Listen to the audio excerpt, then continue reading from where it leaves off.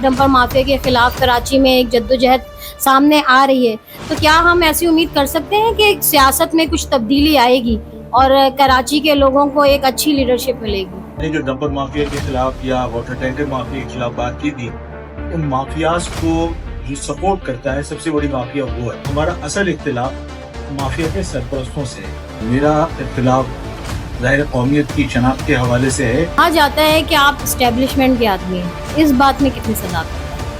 क्योंकि अगर इस्टेब्लिशमेंट का मैं होता तो ज़ाहिर है 8.5 साल में किसी के वलीमे में नहीं गया था। माजी में बुशरा जैदी का एक वाक़या हुआ और फिर सियासत ने बिल्कुल अलग रंग लिया। ये ख्वाहिश नहीं करनी चाहिए कि बुशरा जैदी की तरह कोई हादसा हो और कराची में कोई तब्दीली आए। तो मैं ये समझता हूँ कि उम्मीद पैदा हो चली है जब मुख्तलिफ इशूज़ के ऊपर लोगों ने एक दूसरे को सपोर्ट किया। मुश्तरका जद्दोजहद भी की जा सकती है, सख्त फैसले भी करने पड़े तो मुश्तरका फैसले किए जा सकते हैं। अस्सलाम वालेकुम। आज मेरे साथ मौजूद हैं मोहतरम जनाब आफाक अहमद साहब कि जिन्होंने कराची की सियासत में बढ़ चढ़ कर हिस्सा लिया और उस वक्त महाजिर क़यादत में इख्तलाफ किया कि जिस वक्त लोग इख्तलाफ करने से भी घबराते थे। आपने एक लंबी असीरी काटी और इस वक्त जो है MQM के बानी हैं और महाजिर का नाम जो है लेके चल रहे हैं। तो आफाक भाई कैसे हैं आप? मेरा आपसे पहला सवाल ये है कि आपने एक तवील सियासी जद्दोजहद की है, लेकिन इस जद्दोजहद में आपको आज तक कोई कामयाबी हासिल ना कर सके, इसकी क्या वजह है? ये आपके इल्म है कि यहाँ पर इंतखाबी नताइज जो है वो पब्लिक के वोट्स पर नहीं बनते। दुनिया ने अभी जो इलेक्शन हुए हैं उसके रिजल्ट को तस्लीम नहीं किया और सबने इसको धांधली ज़दा इंजीनियर्ड इलेक्शन डिक्लेयर किए। पाकिस्तान में कभी भी फेयर इलेक्शन नहीं हुई। मेरा इख्तिलाफ ज़ाहिर कौमियत की शनाख्त के हवाले से है और पाकिस्तान की अशराफिया उसको कबूल करने के लिए तैयार नहीं है, जिसकी वजह से वो असम्बलियों में जाने से रोकने के लिए हर हरबा इस्तेमाल करते हैं। सही, क्योंकि ज़ाहिर है असम्बली में जाते हैं तो फिर हम अपने हकूक़ की बात कर सकते हैं। बिल्कुल। सर, आप जो है आपकी तंजीम पूरे कराची, हैदराबाद और सिंध के मुख्तलिफ शहरों में महाजिर नाम के साथ जो एक ओरिजिनल नारा है महाजिर का, उसको लेकर चल रही है, लेकिन वो जो नताइज हैं वो उस तरीके से हासिल नहीं कर पा रहे हैं, इसकी क्या वजह है? देखिए, नताइज हासिल क्या करने थे आप? बुनियादी मंशूर का हिस्सा था वो ये था कि महाजिर को एक बाकी तमाम कौमियतों की तरह एक कौम तस्लीम करवाया जाए। आज पूरी पाकिस्तान की अवाम, पाकिस्तान के हुक्मरां, पाकिस्तान के अशराफिया वो एक कौम की हैसियत से आपको तस्लीम करते हैं, पहचानते हैं।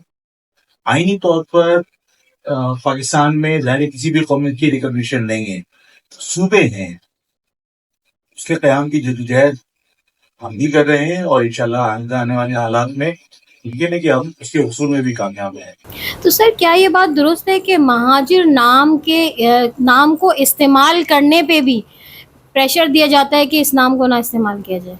अशराफिया को पसंद नहीं है। अशराफिया असल में यहाँ पर पंजाबी, पख्तून, सिंधी और बलूचों को सन ऑफ सॉइल का सबूत दिया जाता है, जिसकी वजह से वो हमें हमारी शनाख्त को डिस्करेज करना चाहिए। जबकि मेरा मानना यह है कि ये तमाम वो जो अपने आप को फर्जंद कहते हैं, जमीन का फर्जंद जमीन कहते हैं अपने आप को, ये इनकी आज़ादी के बगैर तो ये फर्जंद जमीन भी नहीं है। इनकी हैसियत आज़ाद नहीं थी। ये तो पाकिस्तान जब हमारे बुजुर्गों ने बनाया तो इनकी आज़ाद हैसियत हुई। सिंध में भी हमीदा कोरो की किताब, इसकी खबरों की किताब है, उसमें उन्होंने वाज़ेह तौर पर लिखा है कि जब GM सैयद ने असम्बली में वोट दिया था हिमायत का, तो बाकायदा कायदे आज़म से एग्रीमेंट हुआ था, मुआहदा था। एक उनसे उन्होंने कमिटमेंट ली थी कि जो ज़मीनें और जो ख़वातीन हिंदुओं के पास गिरनी है पाकिस्तान बनने के बाद, आज़ाद मुमलिकत बनने के बाद, उनकी जायदादें और उनकी ख़वातीन को आज़ाद करवाया जाएगा। तो ये हैसियत थी उन लोगों की जो फर्जंद ज़मीन होने का, जिनमें ज़ोम है और दूसरों को हकीर समझते। कहा जाता है कि आप एस्टेब्लिशमेंट के आदमी हैं, इस बात में कितनी सदाकत है? دیکھیے اگر اسٹیبلشمنٹ کا میں ہوتا تو ظاہر ہے 8.5 سال میں کسی کے ولیمے میں نہیں گیا تھا. ظاہر ہے جیل تھی، اسیری تھی، اور ایسی اسیری تھی کہ قید تنہائی تھی. میری عدالت بھی کورٹ میں ہی آتی تھی، مجھے کورٹ سے باہر عدالت بھی لے کے نہیں جاتی تھی. میری ملاقاتوں پر بھی پابندی تھی. اس زمانے میں آپریشن ہو رہا تھا اور سینکڑوں کارکنان جیل میں میرے جہاں میں قید تھا اسی جیل میں موجود تھے، لیکن ان تک سے میری ملاقات پر پابندی تھی. تو ایسی اسیری کاٹنے کے بعد بھی اگر آپ سے یہ کہیں کہ آپ کے بارے میں یہ ہے کہ آپ اسٹیبلشمنٹ کی آدمی مناسب ہے.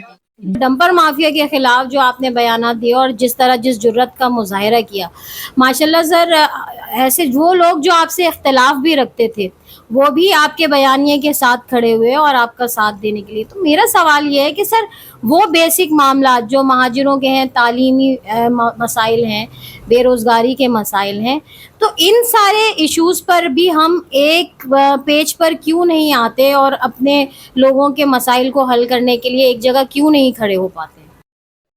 دیکھیے حالات نے، ہماری غلطیوں نے فاصلے بہت بڑھا دیے تھے. جو کہتے ہیں نا کہ سوئچ کی طرح، اگر سوئچ آن آف کی طرح ہم معاملات دوبارہ بہتر نہیں کر سکتے، گریجولی بہتر. اگر نفرتوں میں اور فاصلوں میں بتدریج کمی آ رہی ہے تو امید کی جا سکتی ہے کہ آئندہ مشترکہ جدوجہد بھی کی جا سکتی ہے. اور اگر معاملات کو درست کرنے کے لیے کہیں سخت فیصلے بھی کرنے پڑے تو مشترکہ فیصلے کیے جا سکتے ہیں. میں یہ سمجھتا ہوں کہ امید پیدا ہو چلی ہے جب مختلف ایشوز کے اوپر لوگوں نے ایک دوسرے کو سپورٹ کیا. کیا ایسا دیکھنے میں آئے گا کہ جس طریقے سے ماضی میں بشرا زیدی کا ایک واقعہ ہوا اور پھر سیاست نے بالکل الگ رنگ لیا، اسی طریقے سے اس وقت جو ایک ڈمپر کے خلاف، ڈمپر مافیا کے خلاف کراچی میں ایک جدوجہد سامنے آ رہی ہے، تو کیا ہم ایسی امید کر سکتے ہیں کہ سیاست میں کچھ تبدیلی آئے گی اور کراچی کے لوگوں کو ایک اچھی لیڈرشپ ملے گی؟ کیونکہ میں دعا کروں گا کہ کسی انسانی جان کے ضائع ہونے کے بعد کوئی تبدیلی آئے. اس سے بہتر یہ ہے کہ اللہ تعالیٰ انسانی جانیں سلامت رکھے اور کوئی تبدیلی آ جائے. ہمیں یہ خواہش نہیں کرنی چاہیے کہ بشرا زیدی کی طرح کوئی حادثہ ہو اور کراچی میں کوئی تبدیلی آئے.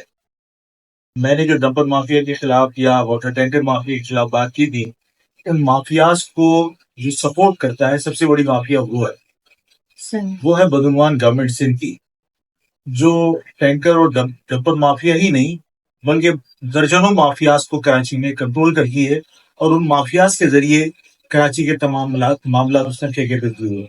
تو ہمارا اصل اختلاف مافیا کے سرپرستوں سے ہے. ہم مافیا کے سرپرستوں کو اگر راہ راست پہ لانے میں کامیاب ہو جاتے ہیں، یہ ساری مافیا سے آتے ہیں. بہت شکریہ آفاق بھائی. بس ایک چاہتی ہوں کہ کراچی، حیدرآباد اور ایسے سندھ کے جتنے شہر ہیں آپ سے جو محبت کرتے ہیں ان لوگوں کے لیے سر ایک پیغام. جو ہماری حکومتیں ہیں، جو ہمارے اشرافیہ کے لوگ ہیں، وہ اپنے رویے، اپیلوں سے اور درخواستوں سے تبدیل نہیں کریں. حل صرف اتحاد اور احتجاج، طاقت کے مظاہرے کرنے پڑیں گے اور طاقت کے ذریعے ہمیں اپنے معاملات حل کرنے پڑیں گے. اس لیے سب کا متحد ہونا بہت ضروری ہے. بہت شکریہ سر، آپ نے اپنے بزی شیڈول میں ہمیں وقت دیا. بہت شکریہ sir. Thank you. Yes, sir. Thank you.